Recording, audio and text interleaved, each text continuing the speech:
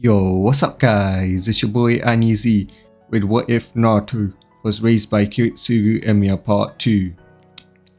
So guys, where we last left off was Naruto being found by Iceville and Kiritsugu beaten, which made them want to adopt him, which Naruto accepted. Naruto was then introduced to the Holy Grail War, where he summoned female Gilgamesh called Gilgamesh and got in a relationship with her, as well as Aphoria, who was summoned by his dad in the previous war. After that, they destroyed the Grail, winning the 5th war. If you want to find out more, watch the last part. So let's get started. Naruto Uzumaki, or should I say Naruto Ainsburn Emiya, you need to return to the Elemental Nations and save it, or else it will be destroyed, the Sage's 6th Path said. Oh, and why should I care about that place that only thought of me as a demon? You're an old man that popped out of nowhere, Naruto says. I assure you, I'm no pedo or anything like that.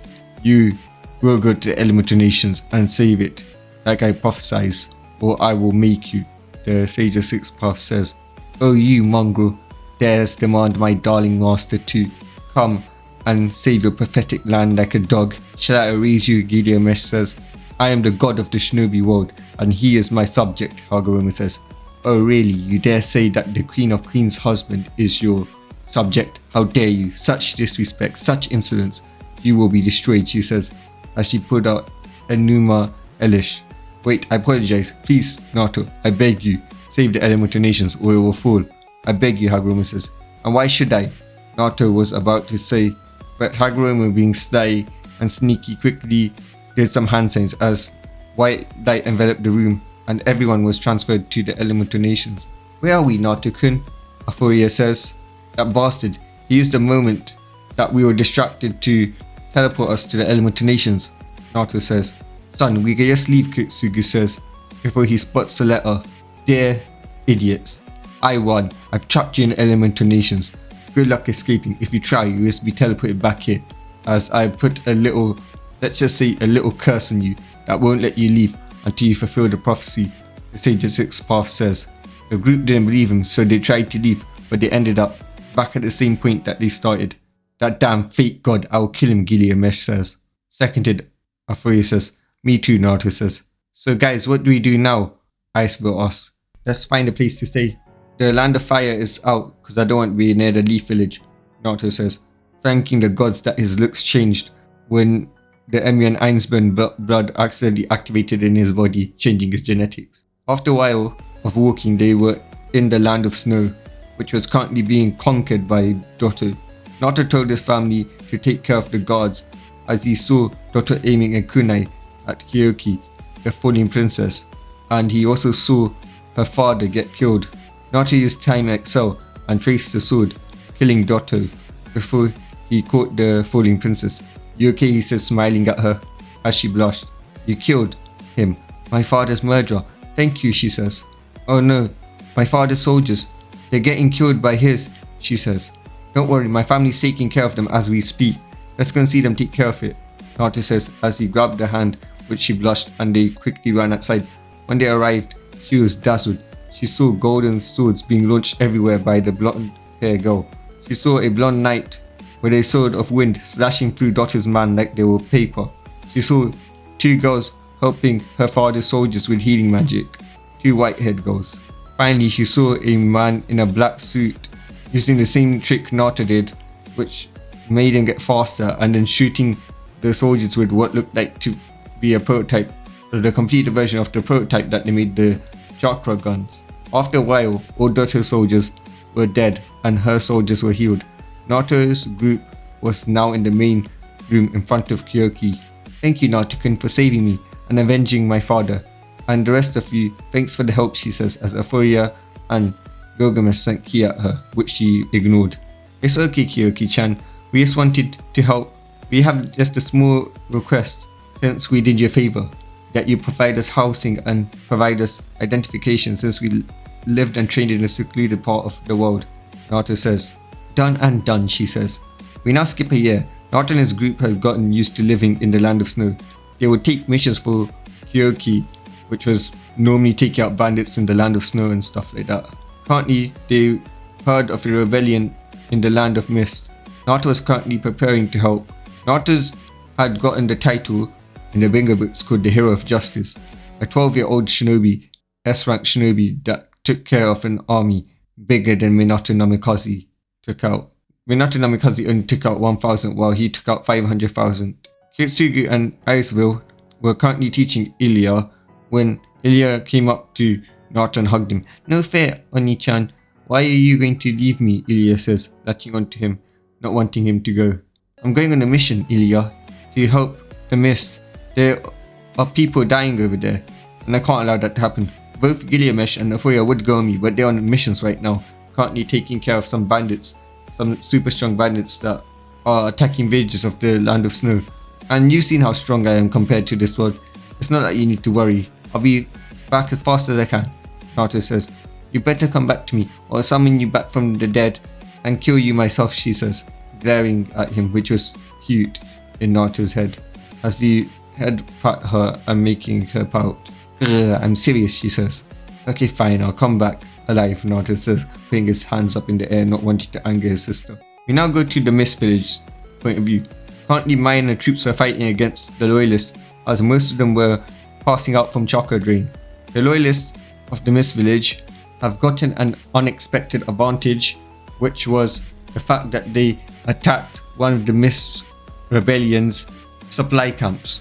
Mai was using a lava style to take out thousands of shinobis, but then she quickly ran out of chakra.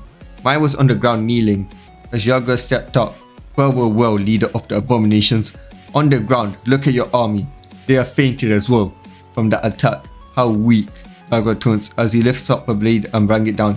Mai saw a light flash as he saw the blade coming down in slow time, when she quickly heard something and blood leaked out of Yagra's mouth and heart. She saw a white-haired boy holding a gun. "He killed Lord Yagra! Kill him," the shinobis shouted, the loyalist ones, as they rushed at the boy. "Time alter, 1 million headshots," Naruto says, as he used his magic to slow down time and then shot them dead with the headshots before they could even get close. "Monster," one of the shinobi let out before he faded out of existence. "Who are you?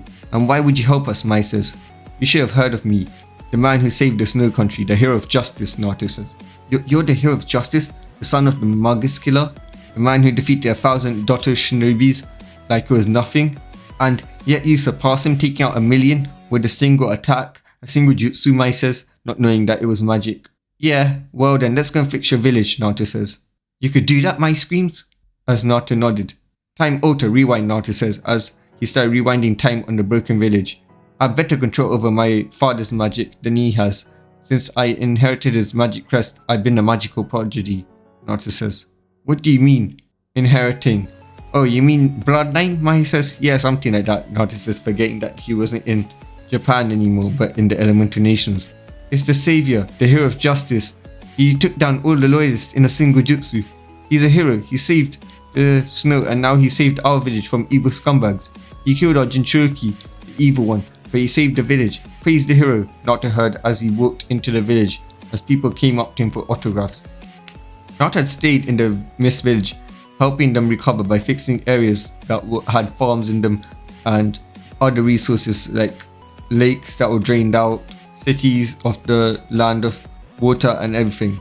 He also made it so that both Mist and Snow had an alliance. But it was time for Naruto to leave the Snow Country. When he unknowingly left, he unknowingly entered the Cloud territory. Unknown to him, A was training when he spotted Naruto. "Who are you? You're not dressed like a man from the land of lightning," A says, as he saw Naruto's weird outfit. "I'm just passing by to get to my home, the land of snow," Naruto says. "Without an escort, are you dumb?" A says. "Well, I'm pretty strong myself," Naruto says. "Oh, you talk big. You talk the talk. Now let's see if you can walk the walk," A says, charging at Naruto. "Trace on," Naruto says, tracing Caliban. "Time Excel. ×2, Naruto says, as he appears behind Raikage, kicking him to the ground, as he sits on his back and holds Caliban at his neck, and he has his free hands holding 3 kunais to his back. "Surrender," Naruto says. A, seeing no way out, chuckles and surrenders, as Naruto sees no lies and lets him go, not wanting to start the war. "Ha ha ha, you're the hero of justice, aren't you? A boy at the age of 12 who reached S rank, saving the land of snow from Dotto, Don't look surprised at me. I can see you're working from the land of mist, which means that you've also saved the mist. The reason I was out here was because I was getting notes that the mist village had magically repaired itself. I respect your work, boy, even as Raikage. I don't want innocent to suffer. I would have helped them myself if it weren't for those bigots at the Lightning Lord's Council wanting to profit off the War of the Mist by taking the lands after they had their little rebellion completed. Anyways, a deal's a deal. Go ahead, boy, A says. As Naruto walks out of the Cloud Village, the Cloud Ninjas argue with Raikage that they should force Naruto to be part of the village before Raikage punches one of the heads off, saying how he promised that he would let them go if he won, and that he will always honor his promises. Meanwhile, Naruto heard this. Yeah, like that would work. I would knock them out before that could happen, Naruto thought to himself, as he used Time Order to make himself faster, leaving the village. After leaving the village, he arrived at a small village for a little break before he saw a crowd. He then saw a man being hanged by a small man. He quickly went up to get some high ground. He then took out his suitcase and pulled out a sniper. He then used the scope to see that the small kid was begging the old man to let what looked like his grandfather figure go. Naruto saw the small man push the kid and start kicking the kid, while the guards grabbed his mother and started playing with her. When she tried to help, Naruto got angry seeing this. It disgusted him as he aimed at the short man with glasses that looked like every villain and fired, killing him. Who did that? The guards yelled. Who took out a meal ticket? Oh well, we always pillage the village of all the women and valuables they have, they said, as Naruto jumped down with a sword in his hand. I did. What are you going to do about it? Naruto says, I am the bone of my sword. Steel is my body. Fire is my blood. I have created over 1,000 blades, unknown to death, nor known to life. I have withstood pain to create many weapons. Yet those hands will not hold anything. So as I pray, unlimited blade works. Naruto yells. As the world is enveloped in fire, and the landscape is changed from that of a execution site to that of a graveyard filled with swords, as the bandits stop and try to dispel it thinking it was genjutsu. What's going on? Is this genjutsu? I can't undo this. Don't falter, the bandit screamed. Wait, is that the hero of justice? He looks just like him, an excellent killer. White hair, a kid who kills people who commits injustice, the bandit says. But the description says he makes sword out of nowhere, not changing the world to that of a landscape that holds infinite swords. You're wrong. You see, it's not swords I make. I create a world that holds swords without number. That is my ultimate power, Naruto says as he raises his hand and swords shoot out, killing a few shinobi. Impossible. Even the great Madara and Hashirama and also the great Uzumaki clan couldn't alter the world like that. How is that possible? The bandits say, seeing swords skewer them dead. There's nothing to be afraid about. Everything here is fake, but it doesn't matter. There's no law that says that the fake can't surpass the original, Naruto says. Let's go, you disgusting bandits. I hope you're ready to pay for the crimes you've committed in this village, Naruto says, as they start charging at him. Naruto decided to toy around a bit, waves his hand as half of the forces were decimated. Naruto then picks up a sword from the ground and rushes at them without using any time magic or any swords flying at them because he wanted to have a bit of fun and start slashing them dead. He blocked their attacks, aimed for one bandit while the other tried to hit his back. He then did a spin slash, killing 5 of them. Naruto then just waved the sword, sending a wind slash that killed 500 of them. He made Zabuza's massacre look like a child playing with toys. Naruto then got bored as he waved his hands and the rest of the bandits were hit by barrages of swords, killing them. How utterly disappointing, Naruto says, as the world returns to normal. Naruto then walks to where the old man was, and as he traces the sword, sending it flying at the person as the people scream at him to stop. The sword then stops near the strings and slashes it, breaking the strings holding the man as the people started to cheer. Naruto was then invited by the family of the old man to stay. Naruto was then told what had happened, how Gato, the man who he killed, had enslaved Waif and killed Inari's father. He was then told how Leaf rejected to help Tazuna since he lied in mission, and that they gave him one offer to make Kizashi Harano the leader of Wave so that Konoha could have control over a wave by having a puppet leader there.